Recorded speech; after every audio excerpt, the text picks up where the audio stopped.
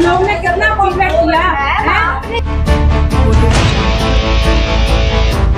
Advice देके गई कि ये पिलाई, आप लोग को पिलाना चाहिए ना। ये तो आप एक बार भी आप चम्मच लेके बच्चे को नहीं पिलाए, नहीं पिलाए।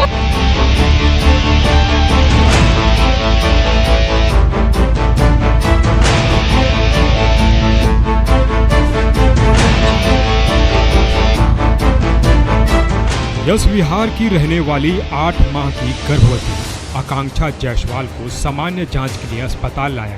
डॉक्टरों ने आपातकालीन ऑपरेशन की सलाह दी, जो करीबन 9:30 बजे हुआ। ऑपरेशन के बाद प्रीमेच्योर बच्चे को निगरानी के बजाय सिर्फ कपड़े में लपेटकर परिजनों को सौंप दिया गया। बच्चे की हालत बिगड़ने पर कोई डॉक्टर उपलब्ध नहीं और करीबन सुबह 4 बजे शिशु की मौत हुई।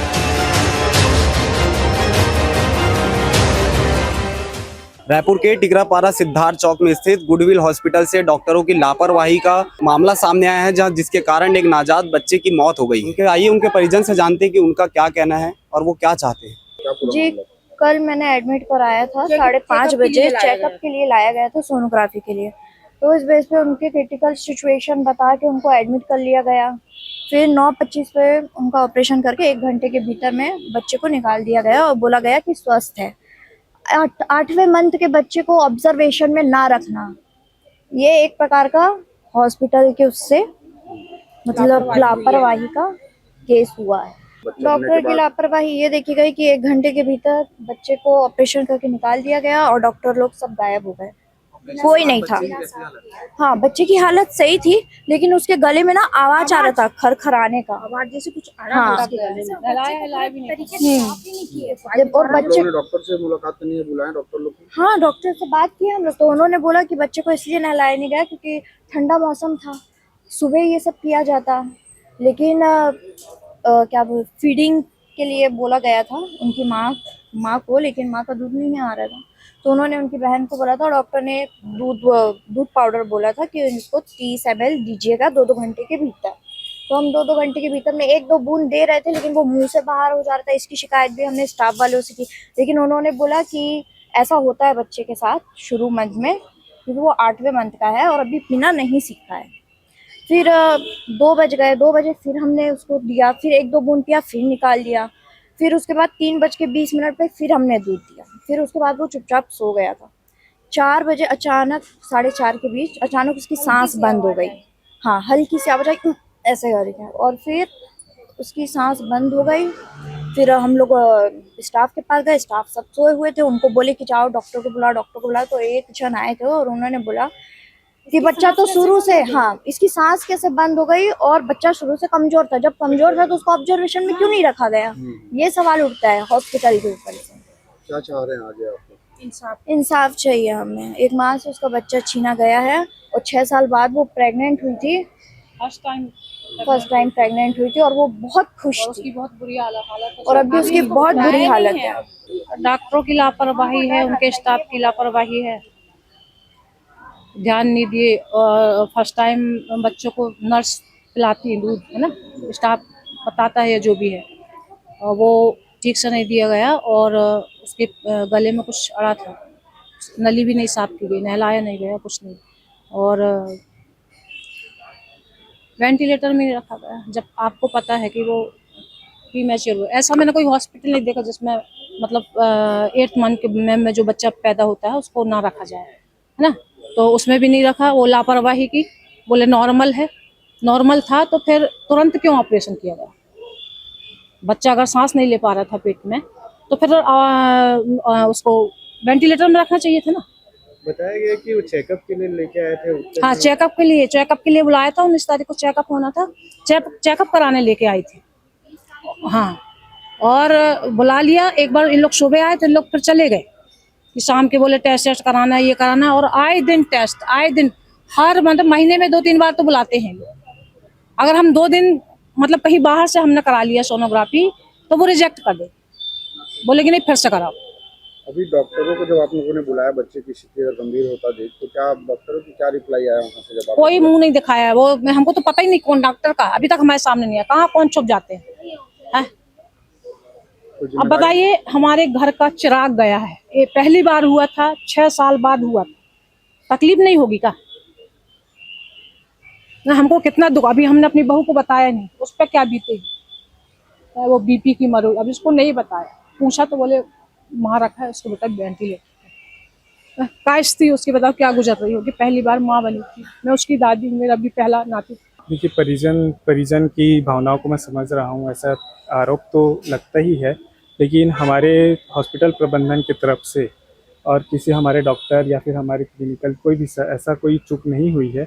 सभी अपने तरफ से बढ़िया काम किए हैं और ये चीज़ कल से ही मतलब उनको सब चीज़ बताया जा रहा है, प्रॉपर सब चीज़ बताया गया है। डिलीवरी भी बहुत अच्छा हुआ है, बच्चा भी अच्छा स्वस्थ थे और कहीं ना कहीं डॉक्टर का कहना है, क्योंकि मैं डॉक्टर की बात नहीं बोल सकता हूँ क्योंकि मैं मैनेजमेंट देखता हूँ, तो डॉक्टर का कहना है कि इनटेक ज़्यादा हुआ था और उनको बताया भी गया था कि 2 आवर्स में होना है और 2 आवर्स में हमारे स्टाफ ही फिटिंग किए थे। फर्स्ट 2 बजे उनको फिटिंग हुआ था और उसमें बताया गया था कि कैसे फिटिंग कराना है और खुद भी किए थे। उसके बाद 2 आवर्स के बाद 4 बजे होना था, तो 4 बजे के पहले 3:30 बजे वाइटल्स चेक करने के लिए स्टाफ हमारे गए हुए थे, तो उस टाइम बताया कि 4 बजे उनको मिल्क का फीडिंग होगा। तब तक अटेंडर का कहना था कि हमने तो बच्चा रो रहा था तो फीडिंग करा दिया।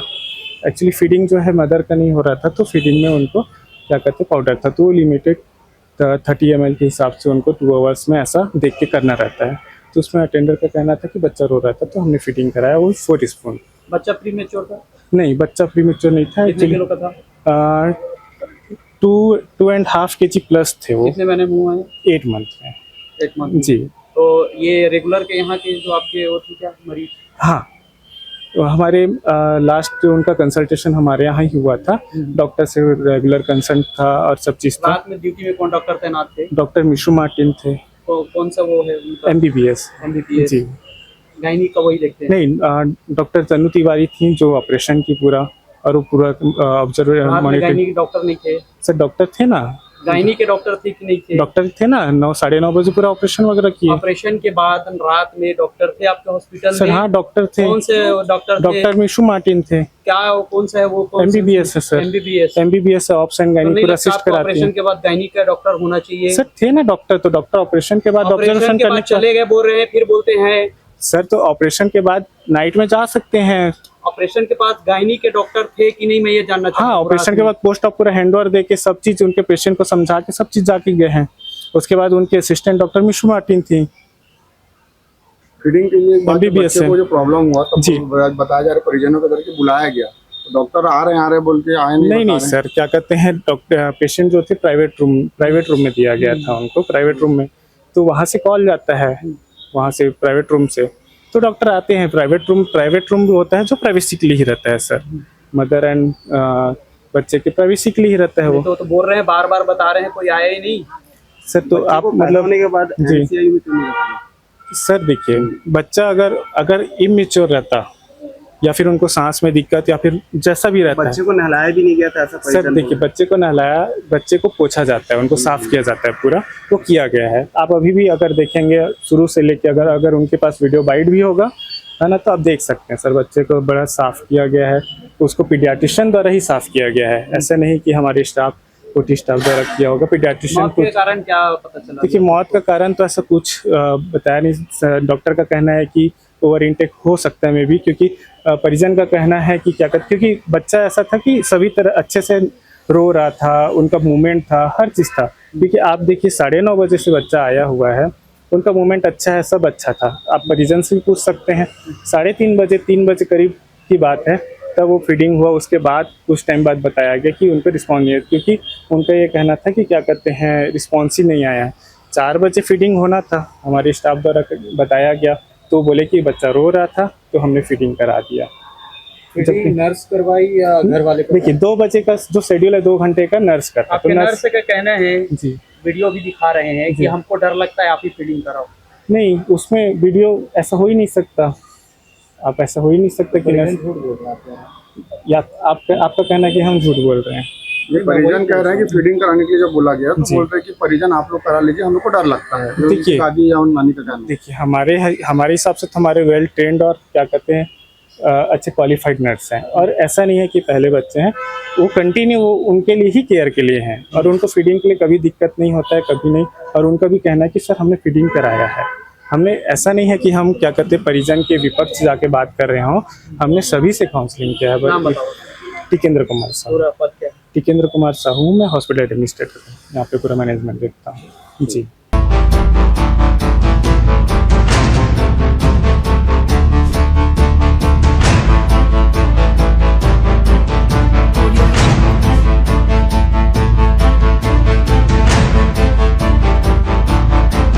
तुम लोगों ने कितना कॉन्ट्रैक्ट किया है? एडवाइस लेके गई कि ये पिलाई। आप लोगों को पिलाना चाहिए ना। ये तो एक बार भी आप चम्मच लेके बच्चे को नहीं पिलाए, नहीं पिलाया।